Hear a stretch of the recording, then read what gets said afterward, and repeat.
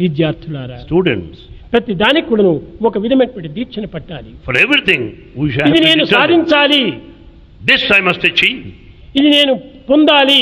I must acquire. ఆ ప్రేమతత్వాన్ని నీవు అభివృద్ధి పరచుకో. Develop this principle of ఆ love. ప్రేమ దీక్షతో నీవు సాధిస్తే తప్పక నీవు జన్యుడు అయిపోతావు. With all determination, you acquire this love. Naturally, you will redeem your ఈ life. క్షమను మీరు సాధించుకుంటున్నారు. Attain this. ఈ క్షమకు నువ్వు patience. ప్రేమమయమైనటువంటి క్షమంగా ఉంటుండాలి. And it should be one of love. ప్రేమకు ద్వేషం లేదు. Love has no hatred. ప్రేమ దేన్ని కోరదు. Love is desireless. కనుకనే భగవంతుడు ప్రేమ స్వరూపుడు.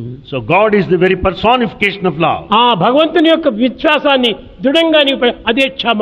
We should have strong faith in God. That is ఆ forbearance. క్షమను నీవు సాధిస్తే ప్రేమ దాని వెంటనే జంటనే వస్తుంది. When once you have got this patience, the love will follow automatically.